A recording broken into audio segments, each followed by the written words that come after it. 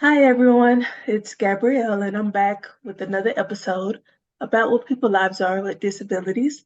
So today we have Jasmine Jackson, and she's going to share with you guys about living with her disability, what she do in her day-to-day life, what her life is really like, and I'm excited to share her story today. So help me introduce Jasmine Jackson. How are Hi, you? I'm good. How are you? I am good. I am good. It's a Happy beautiful day Friday. outside. Happy Friday. It's so beautiful Yes. outside today. I know it's hot. I walked Hot, outside hot. for like 5 minutes and I'm like, nope. Girl, I went to go get me some new glasses and I'm like, whoa, it's too hot for me, mama. We gotta go back in. But Right. You yeah, can't I'm stay not out too long.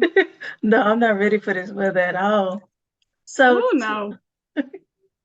so today we're gonna share about your story. So tell me, Jasmine, introduce yourself and what do you do and what you like to do for fun? So my name is Jasmine. I am 35 years old and I have a nonprofit called Butterfly Champions. It is geared towards kids that are born with facial differences. It is also a mentorship program for young women, just allowing them to be themselves and to learn who they really are in Christ. Oh, I like that. I like that. So tell us, what is your disability and what is it about? Like, give us more information so that we can be So, educated. right, absolutely. So, when I was born, um, I was diagnosed with what is called craniosynostosis. I know that's a mouthful to say. It took me a very long time to realize how to say it the right way. But what it is when babies are born, essentially you're born with a soft spot. And if that soft spot closes too soon, that will not allow enough room in your skull for your brain to grow. So they've got to go in and make room and make some adjustments. And as you grow, they'll go back in and do what they need to do. So I've had, let's see, I've had 17 surgeries. Wow. The last two were kind of in the middle of the pandemic, but they were to lift my eyelid.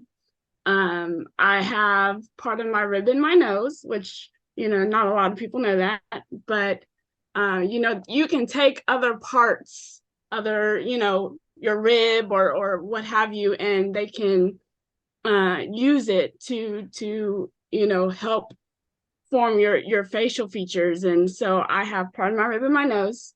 Um, and so that's a little fun fact that I like to tell as I'm sharing my story because who can say that? True. That is very true. What was it like as your childhood having to go through all this? What are some of the challenges you had? So I started having surgery, as you can imagine, at a very young age. I think my first one was when I was 6 months old. And so I would have them every 6 months. So I would take time to heal, and then okay, it's time for another one.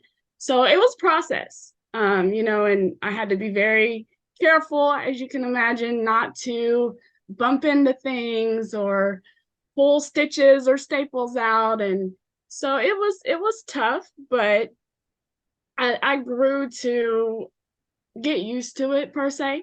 It became the new normal for me. A lot of kids can go out and run and play and jump and do normal kid things, but I had to be a little bit more careful about being rough or just what I did so that I wouldn't injure myself. But the healing process takes about 6 months between each surgery. Oh wow. I thought I had a rough. I had like a year, 2 years of surgery, but 6 months? That's a lot. Yeah. Well, when you think about it, babies grow very rapidly. And Yeah, they do. so to make the adjustments needed, they had to keep going back in until they felt like it was right. Wow. So, wow. Geez, I mean, you had it rough. I'm just speechless at the moment. But what was like for school? Like, middle school, high school, elementary? What was that like for you?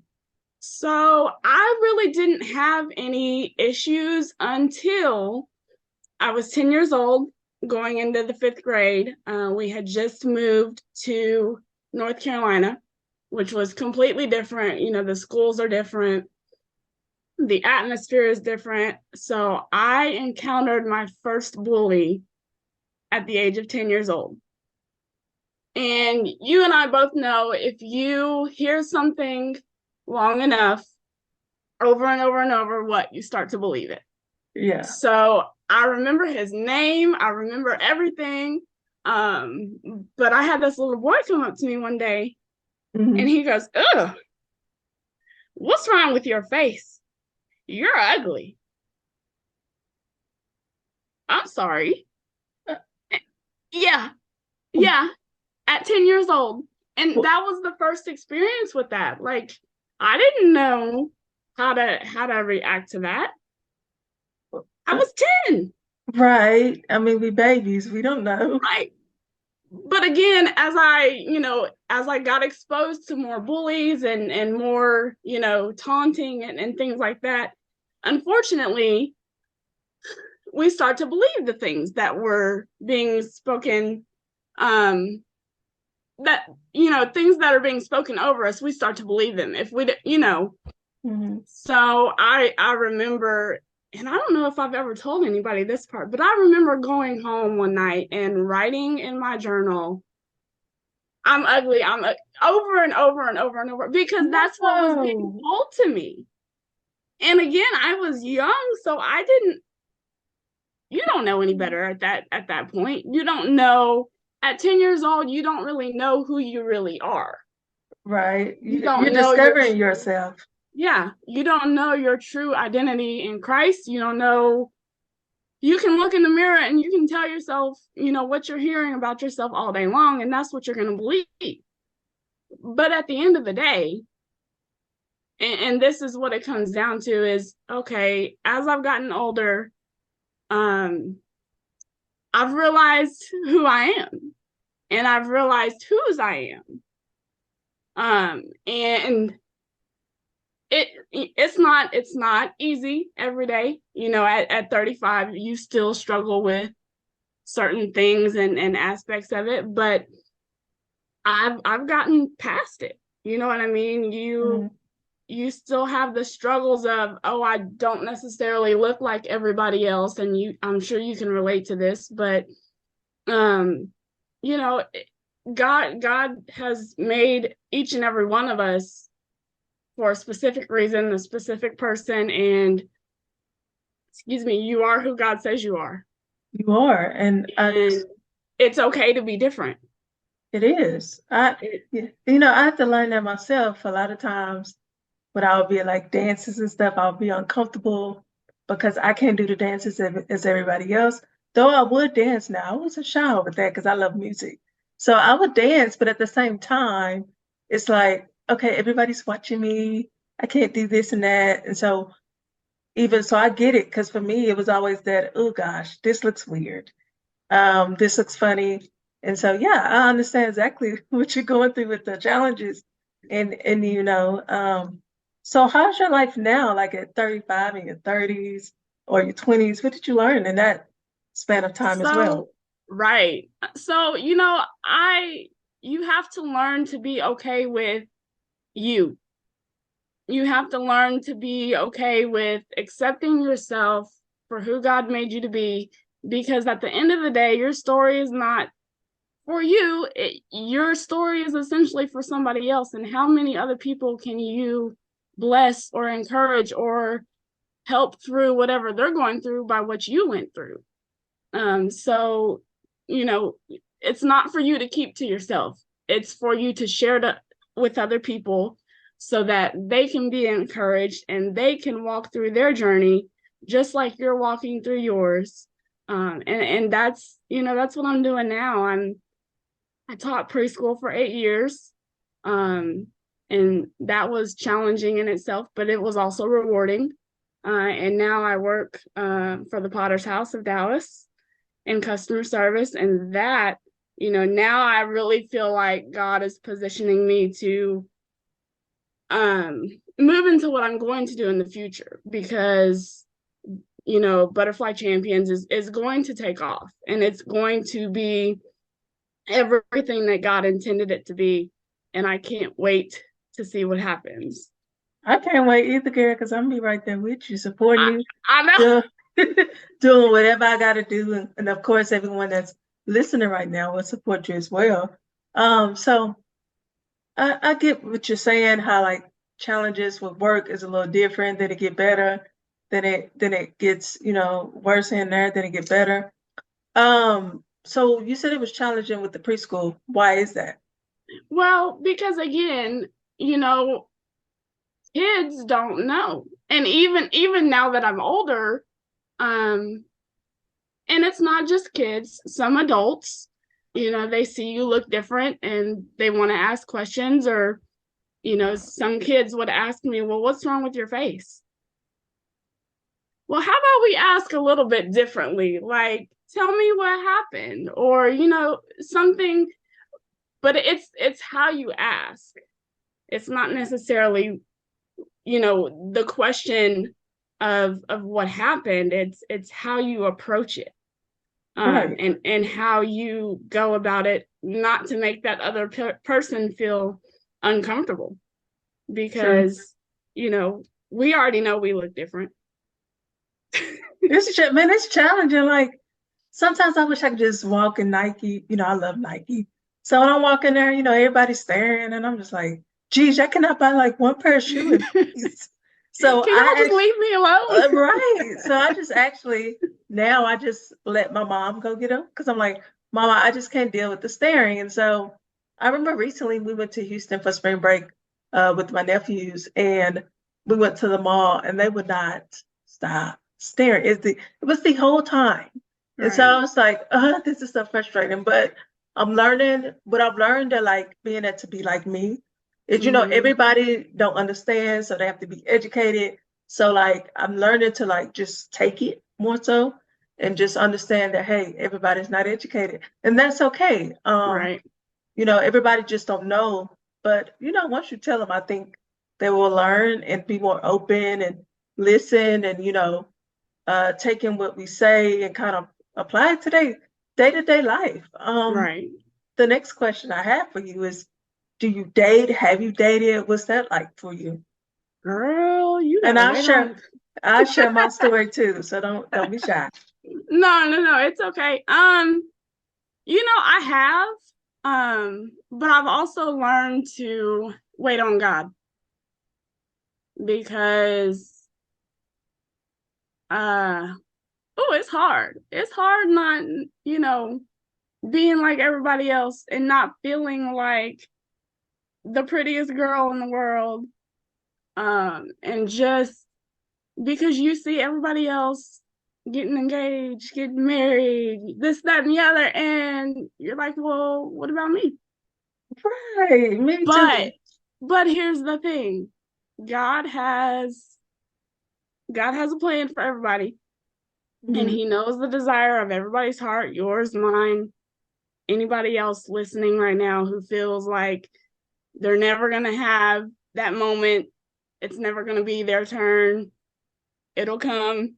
Just be patient. I know being patient is not always easy. Trust me, I know. But but when God sees fit, he will put the right person in your path, and it will be what it's supposed to be. You're right, because for me, I've never dated at all. Like, I don't know what that's like. I don't know what, personally, I don't even know what it's like to really even hang with a guy, to be honest. I don't want to let out too much information, but I'm actually getting ready to experience that my first time. And so it's challenging because it's like, Yeah. oh my gosh, like I'm getting ready to like be around somebody and hang out with this person that, I'm not used to doing. So I do believe God do bring people in your life at the right time. And I'm learning to like embrace things that are occurring. I know for a fact that one day, you know, I'll get married and I'll have kids. I do. I don't lose that type of faith. I know it'll happen. And I'm learning to just take hanging out with this person as, has God attended? And am I excited? Yes. Am I nervous? Of course. Yeah. I'm more nervous than anything. He's probably not. He's probably like, girl, this ain't new to me, and so yeah, I'm excited. It's happening this summer. But, you know, it's when I see my brother and his wife and his kids, I'm like, gosh, when is it gonna be me? I mean, I saw my nephews be born. That was a beautiful, that was a beautiful experience for me because I become an aunt at 18 and to watch him be born was just so beautiful in a sense of you see what a person go through with pregnancy. And so with them being born, it truly gave me a purpose in the sense Right. of I got them, so I can work harder. I can, strive for the things I want. So even though you're not dating ladies, there's so much can happen and occur that God can put in your life to kind of boost that confidence and leave you in the waiting. Waiting is hard. Just think about it. I've been waiting 30 whole years. That's long, hard. That's oh my gosh. I can give you a full story on that, but girl. Well, I'm 35, so I'm not that, Mhm.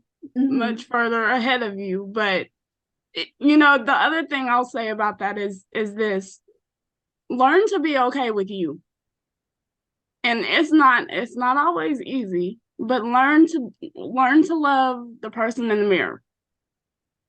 Yeah, you're right. Learn to be okay, and it's funny to say this, but date yourself. Yes, baby, let me tell you, it boosts your confidence. Because I think if my grandma didn't, she used to make me stand in the mirror and talk to myself and say all these confident things. And I think if she didn't do that, I really do. If she didn't do that for me, I would not be as confident as I am now. Like, I love clothes. I love everything. It's like, I'm comfortable in my body. It's just I gotta be comfortable in certain areas elsewhere that I know I need to work on. But yeah, I mean, you gotta talk to yourself in the mirror. You really do. You gotta say you're beautiful because nowadays Yep, social media is taking that away. yep. If you ain't got the Bugatti, you low. You ain't got nothing. If you ain't got the big house, you don't have nothing. Like you got everything with God, and people just gotta start having a relationship with Him and getting to know Him and get to that place where He got you where you at. And a lot of people aren't doing that. They're trying to rush every part of their life because of social media. But for me, I I know my life will happen. It just takes time, and we both know that, right? We know that Right. God is always on time. So. Yep, it is all, and that's the other thing. It's we try and make things happen ourselves, Mhm. but we have to remember it's God's timing, not ours. And Yes, and that's where your patience comes in, because God knows, He knows. And He, trust me, He wrote everybody's story, so He knows what's gonna happen next. Before you even know.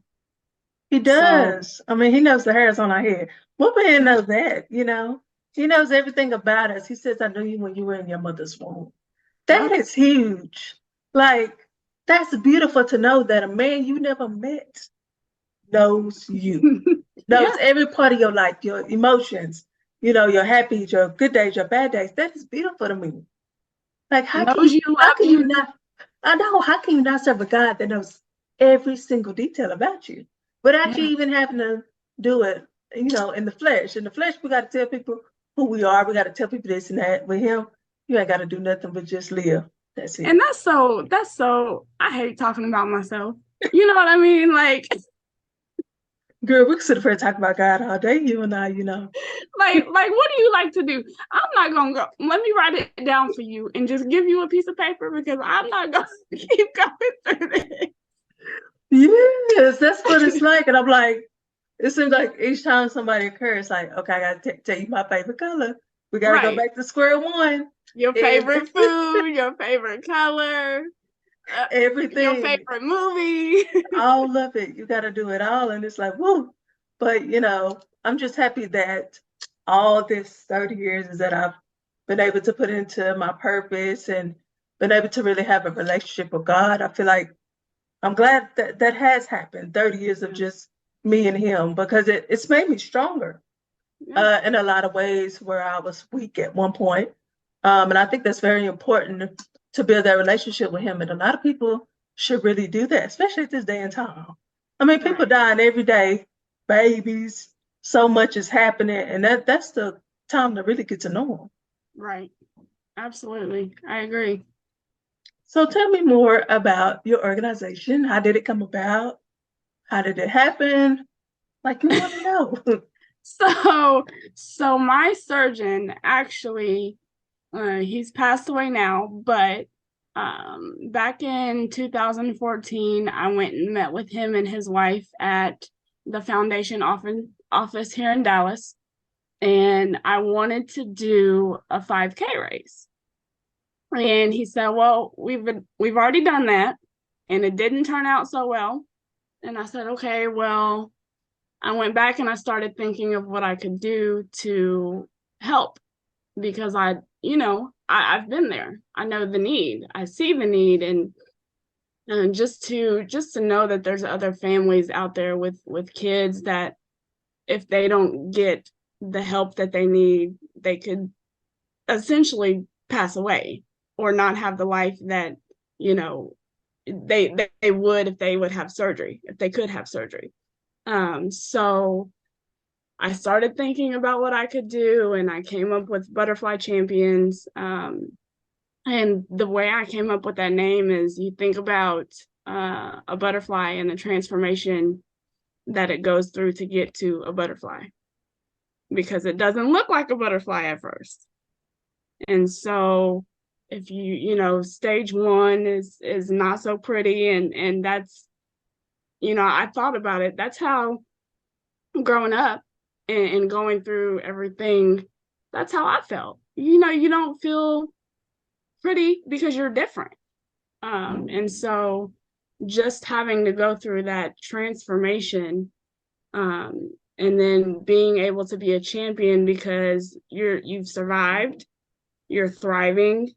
You may not be able to do everything like a quote unquote normal person, but you can still do a lot of the things that you would like to do.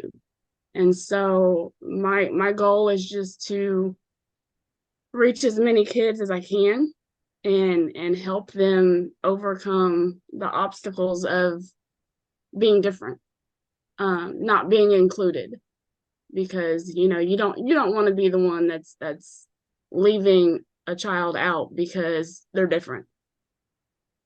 Oh, I love that. I think that's a good way to start an organization because we are champions and we are butterflies.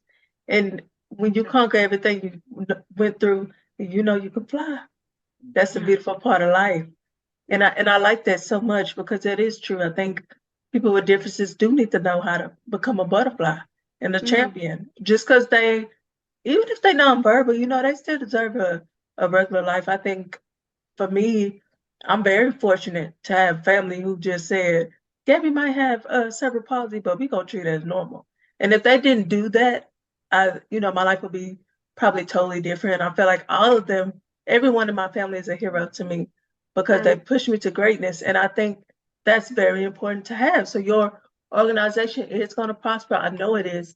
This is why I wanted to do the interview because I loved your story and I loved what you were doing, and it just made me, actually, when I got in the car, I cried because listening to your story was just beautiful to me. It touched me in such a huge way. So I'm glad that I was able to do this interview with you. I really am, and I can't wait to hang out, outside the Potter's house, and we continue to build our friendship and continue to build our connection because this is what God wants, and Yeah. it's in His timing. Absolutely. Well, I appreciate the opportunity and I cannot wait to see what God does next because I know that this is just the beginning for both of us, on this journey together and just to, not only reach children with facial differences and disabilities, but young women. Yeah, they need it the most, and Yeah. we're together. We're gonna work on building their confidence and showing them that just because they are different, they deserve to be in this world. Because it's a Absolutely. lot of people doing suicide now. That's big on TikTok, and it's kids just, killing themselves, and that hurts because they Yeah. deserve to live their life, but it comes from either something that happened in their childhood or something that happened at school that they bury and they don't Yep. tell it and don't communicate. So I think it's very important to have that foundation in that group that you can go and communicate with, and if people will be more kind to people like us. I think it will help so much with the confidence and the emotions we have. So yeah, what you're doing is beautiful, honestly, and I'm so Thank happy. If you knew how happy I was on the inside right now, girl. I'm so happy. So one last question is, if you wanted someone to do something for you, what would it be? Oh gosh, that is a huge, huge question. Anything? Anything you want. Oh, y'all, that's a hard one. That is a tough because I'm the kind of person that likes to give. Me And so too. I don't really think about, okay, if somebody were to say what you just said, if you could have anything, if What you would could it have be? anything, what would it be? Um, wow. I really my prayer right now is just to really um get butterfly champions flying. No pun intended. Mhm. Just so I can, really get the vision that I have and the passion that I have for this out so that I can start reaching everybody. I think that's a good answer. And I'm glad that we were able to highlight you today and talk about your story and talk about Butterfly Champions, to get this going. And I'm excited to see what God does for you next. And we thank you for sharing your story with us today. And Miss Jasmine Jackson, it was a pleasure. Thank you. I appreciate it. You're welcome. Bye, y'all. Bye.